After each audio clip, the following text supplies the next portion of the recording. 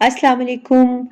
आज की कहानी सुनाने से पहले मैं आपसे एक रिक्वेस्ट करूँगी कि मेरे चैनल को ज़रूर सब्सक्राइब किया करें, लाइक के बटन को भी प्रेस कर दिया करें। इस तरह मेरे हौसले बुलंद होते हैं, लेकिन आप लोग ना तो मेरे चैनल को सब्सक्राइब करते हैं, ना लाइक के बटन को प्रेस करते हैं और मेरे हौसले पस्त होते जाते हैं और मैं अपने काम को रोक देती हूँ। मुझे मज़ा ही नहीं आता, फिर मैं बस कहती हूँ कि कोई भी मेरा चैनल देखना पसंद ही नहीं कर रहा, तो ये काम ही छोड़ दो।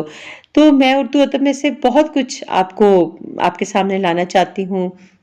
शायरी, इक़बाल ज़री, अफ़साने, आप कमेंट में बताया करें कि आपको कौन-सी चीज़ ज़्यादा पसंद आती है, फिर मैं उस पर फ़ोकस करूँगी। लेकिन आप लोग बिल्कुल मेरा साथ नहीं दे रहे, तो काइंडली काइंडली चैनल को सब्सक्राइब कर दिया करें।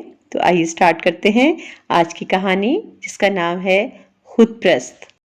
कमी किसी में भी हो सकती है, फिर हर नाकामी का इल्ज़ाम औरत पर ही क्यों धरा जाता है? ये है आज की कहानी का टॉपिक। जुनैद, आपने अपनी बीवी को तलाक क्यों दी? हालांकि आपकी जिंदगी तो बड़ी खुशो खुरम चल रही थी, ना ही आपके घर से कभी लड़ाई झगड़े की आवाज आई थी। फिर क्या हुआ?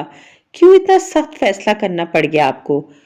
जुनैद, जो जावेद का पड़ोसी था, चंद माह पेशतर जब उसने जहेज का सामान गाड़ी में लोड होते देखा, तो तब उसको जुनैद से पूछने पर मालूम हुआ कि पिछले दिनों उसने अपनी बीवी को तलाक दे दी थी, जिसकी वजह उसने ये बताई कि उस बेचारी को मिर्गी के दौरे पड़ते थे, जिसकी बिना पर उससे अलहदगी इख्तियार करना पड़ी। तमाम अहले मोहल्ला जुनैद के इस फेल पर नाला थे, मगर जब जावेद की जुबानी उनको मालूम पड़ा कि जुनैद की बीवी रुखसाना को मिर्गी का मर्ज लाक था, जो तलाक का बायस बना। बकौल जुनैद के, ये मर्ज चूंकि ला इलाज है, दूसरी वजह यह भी बनी कि रुखसाना में मां बनने की सलाहियत मौजूद नहीं है, जिस वजह से उसे इतना सख्त कदम उठाना पड़ा। जबकि जुनैद की शादी रुखसाना के साथ बड़ी तगोदो से हुई थी। हालांकि रुखसाना के खानदान के साथ मुस्तकबिल करीब में अजीजदारी थी, जो बाद में मुकदमाबाजी तक जा पहुंची। हुआ कुछ यूं था कि जुनैद के बड़े भाई जमशेद की शादी रुखसाना की कजन के साथ हुई थी। शादी के चंद माह बाद ही जमशेद हार्ट अटैक की वजह से इस दारे फानी से कूच कर गया। जमशेद की वफात के बाद उनके यहाँ एक खूबसूरत बेटे की पैदाइश हुई। 40वें के ख़त्म के बाद जमशेद की बेवा से बच्चे को छीनकर घर से निकाल दिया गया और नौमौलूद को जमशेद की वालदा ने गोद ले लिया। याद रहे कि वो नौमौलूद इस वक्त 10वीं क्लास का तालिब इल्म है। जमशेद की वफात के बाद हालात ने एक बार फिर करवट ली और एक बार ये दोनों खानदान साबका गलतियों और कोताहियों को अजाला करने के लिए एक दफा फिर करीब हो गए और इस तरह रुखसाना और जुनैद का रिश्ता तय हो गया, जो अरसा 3 साल कायम रहने के बाद फिर सियासत व अना की नजर हो गया। अंदर की बातें तो खुदा ही जानता है, मगर अहले मोहल्ला को मिर्गी का मर्ज बताकर खामोश करा दिया गया। जमशेद की बेवा ने बच्चे के हसूल के लिए अदालत से रुजू किया। केस चला, मगर वही ढाक के 3 पात। हमारे यहाँ कानून इशराफिया की लौंडी है, गरीबों को कब इंसाफ मिलता है। यही हाल जमशेद की बेवा के साथ हुआ। अदालत ने दादी के हक में फैसला दे दिया। जमशेद का बेटा जवाद अब दादी के जेर साया परवरिश पाने लगा। बहरहाल एक बार फिर दोनों खानदान करीब होते होते फिर दूर हो गए।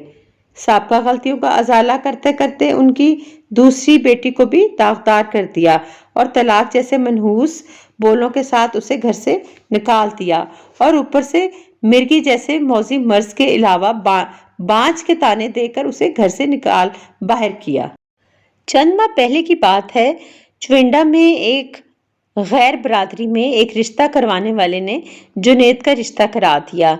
एक रोज जुनैद की माँ जुनैद की नई दुल्हन को चेकअप करवाने के लिए करीबी क्लिनिक लेडी डॉक्टर के पास ले गई। लेडी डॉक्टर ने ओके की रिपोर्ट देते हुए कहा कि बड़ी बी, अपने बेटे को भी चेक करवाओ और उसकी रिपोर्ट्स मुझे भी जरूर चेक करवानी होगी। लेडी डॉक्टर के अहकाम के पेश नजर जुनैद के भी टेस्ट किए गए। रिपोर्ट में फॉल्ट जुनैद के जिस्म में निकला। रिपोर्ट में साफ दर्ज था कि उसके जरासीम डेड हैं। लेडी डॉक्टर ने रिपोर्ट देखते हुए कहा कि बीबी, कसूर तुम्हारे बेटे का और इल्जाम बेचारी लड़कियों पर लगाते हो। शर्म आनी चाहिए। पहली तो निकालती तुमने मिर्गी का मर्ज बताकर, अब इस बेचारी पर कौन सा इल्जाम सोच रखा है। کچھ خدا کا خوف کھاؤ، کیوں دوسروں کی بچیوں کی زندگی خراب کرنے پر تلے ہوئے ہو۔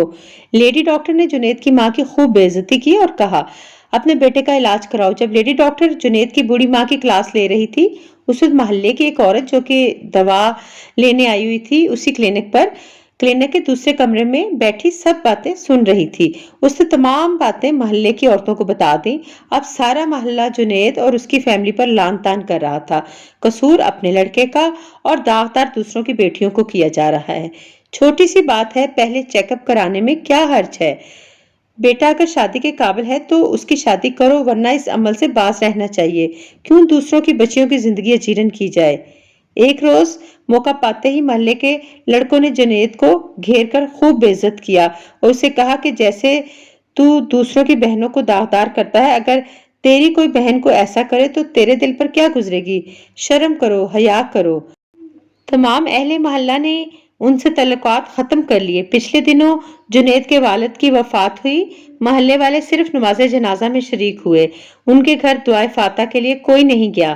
لوگوں کا کہنا ہے کہ خدا کی لاٹھی بے آواز ہے، پڑتی تو ضرور ہے مگر نظر نہیں آتی۔